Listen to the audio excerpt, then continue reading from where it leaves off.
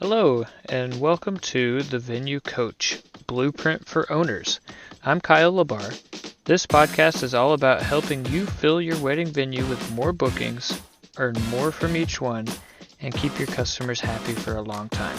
We'll also talk about some tough times and big lessons that I've learned along the way.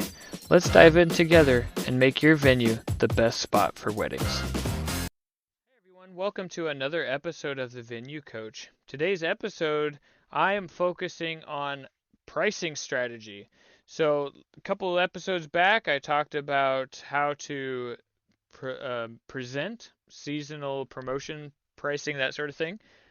But today, I want to talk about how we actually pick our pricing and some of the excuses that I've seen from clients and prospective clients around why they choose the pricing that they do. And I want to dive into that a bit and just discuss why their excuses don't really hold water for me, and I don't like them. And I'm gonna just be bold on that, and I'll give my reasons why.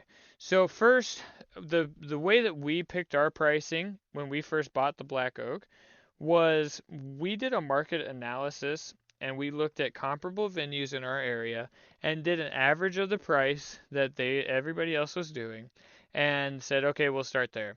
And then we realized that we weren't getting bookings fast enough, and so we lowered our price because we were brand new.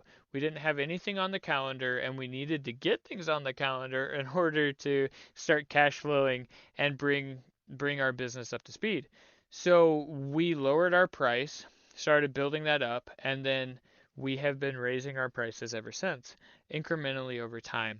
And from that point in time to now and into the future, I do not care what my competitors are charging. I I don't care. I don't need to know. It doesn't bother me.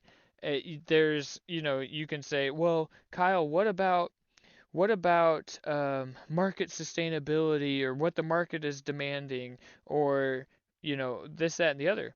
And my answer to that is if my booking rate starts to slow, meaning if I am not booking as much as I want to, then I will lower my price based on that information, not based on what anybody else is doing. I don't care what they're doing. I don't care what my competitors down the street are doing. I don't care what you're doing, what you charge in your area. I don't care. It doesn't matter to me. What matters is what I do. And what matters is the value that I bring for my services. That's what I care about. Does the price that I charge, or let me back up, does the value that I provide outweigh the costs that I'm charging?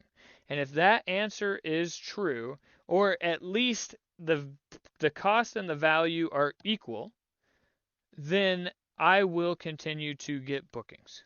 That value to price equal. So when value and price equal, that is where you're at your optimal price. But in terms of demand, supply versus demand. But where I want to live is where the value that I provide exceeds the cost that I charge.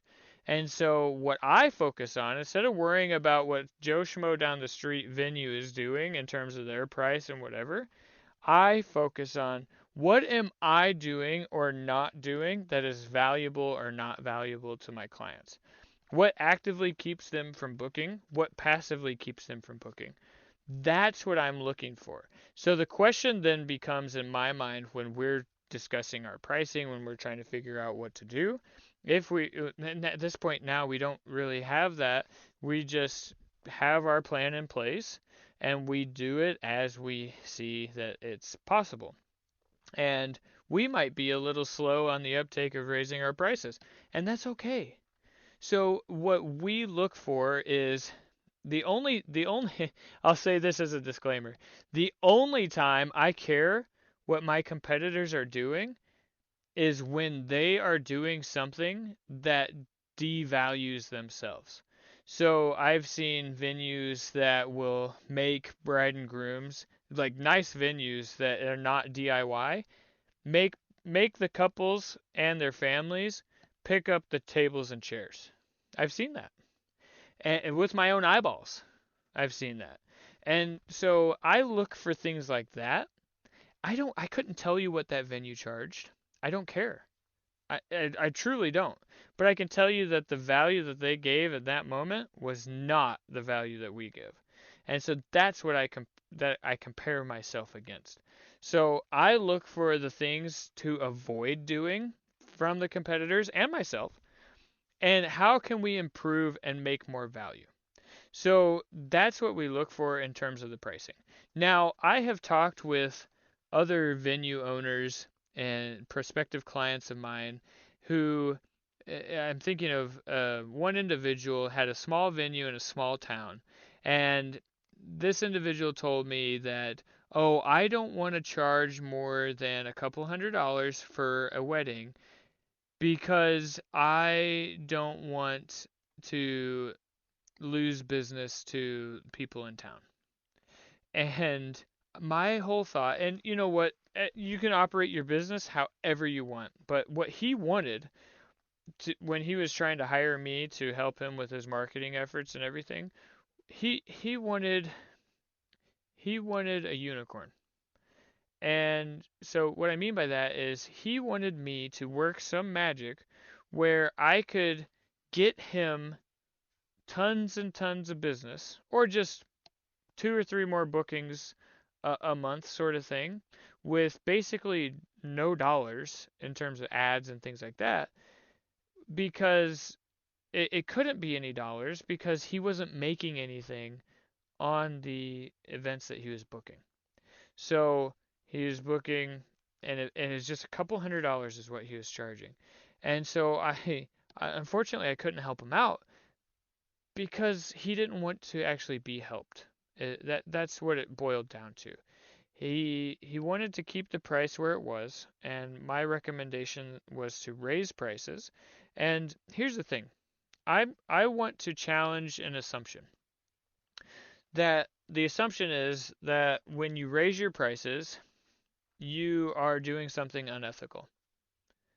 And my challenge to that is that it's actually your moral obligation to raise your prices. There are many venue owners out there, and this is real talk. There are many venue owners out there who feel ashamed to charge more than what they charge, or they feel uncomfortable doing it. They feel like in their community they will be looked down upon or judged harshly because of that. And I want to challenge that assumption and say that it is your moral obligation to charge more money for the value that you provide. It's all based on value. So if you provide tons and tons of value, if you make it an excellent experience, and you go out of your way to make sure that their day is perfect, and you get glowing reviews and things like that, then it is your moral obligation to the future couples that come through your door to charge more so you can provide even better service and value. And as you charge more, think about it. You can hire staff. How many of you don't have staff? You don't have anybody to clean. You don't have anybody to prep. You don't have anybody to coordinate. You do everything yourself. And how thin are you spread right now by doing everything yourself because you don't want to charge more? And how much more value could you provide if you charged more and got some help? So you are not actually, even though you might be providing excellent service, you are not actually providing the best service that you could because you're not charging enough. So, in short, in conclusion to this rant of mine, is you, and by you, whoever is listening out there that is ashamed to charge more money, you need to charge more money. This is me giving you permission to charge more based on the value that you provide. And if you really want to give top notch service, not touch notch, but top notch, if you really want to give top notch service and provide the best experience that that couple's ever going to have, or one of the best in their lives, then you need to charge more so that you can actually afford to do it.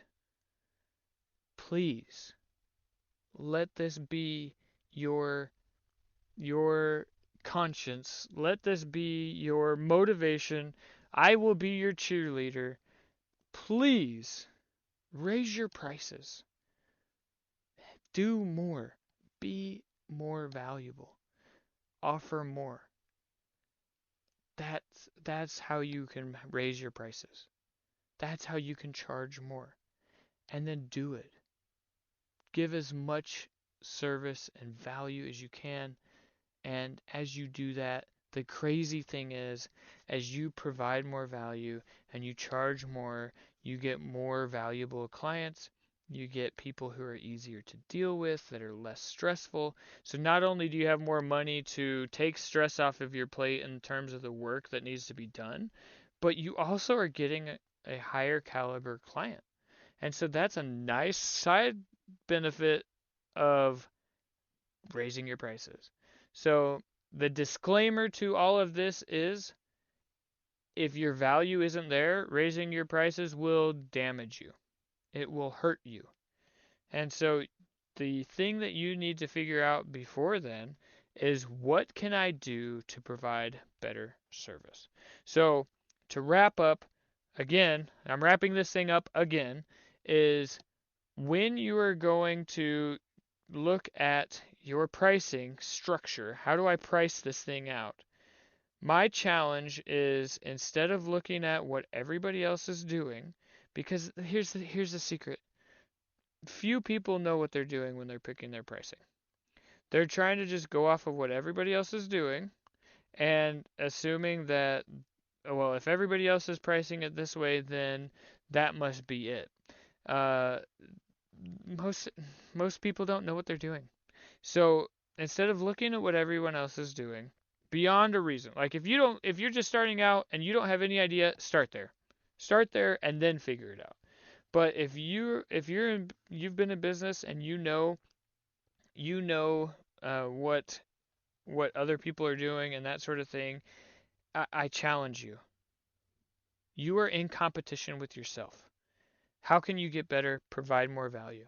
Provide more value, charge more dollars. That's it. So I hope you found this useful, that it challenged some of the beliefs that you have. Your community will get better. Your community will get better. You're in a small town, you have a small venue. Think about this. If you're bringing people into your town, into your small town, from outside, with more dollars that they can dispose of into your town, how much better will your community get? Think about that. Instead of just taking resources and keeping it all within your own community, let's bring some resources in from outside of your community. And I'm talking to this particular venue owner who probably will never hear this. But if you're in that situation, if you're in a small town and you're just worried that it's gonna drive away the locals, then have a local price. I don't know, like, have a local price. Oh, are you from here? You, like, if it's that small of a town, you probably know that they are. Are you in the county? Oh, you're not? Okay. Um, well, here's the pricing.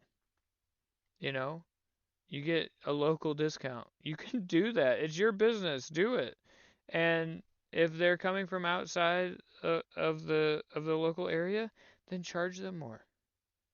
And that's just an idea. You don't have to do that. You can come up with something else. But don't buy into this thought that you can't charge more because you'd be betraying your town. Like, no. If you charge more and get more people in that have the money to spend that, you'll just help your town out, because you'll have more resources available to deploy in your own city. And if you bring other people in from outside, then they're going to visit the other businesses that are around. Think about that. It's more than just you. You bring 100 people in that don't live in your town. That's 100 people who are there. Oh, who stop at the local coffee shop, who go to get donuts, who go to eat lunch before the wedding, who let's walk around before or they stay at the local bed and breakfast, whatever. There's such a downstream effect that has, and that's my challenge. So I hope that this was useful to you. If you thought it was, please share this, like, subscribe it, um, and I will catch you guys in the next one.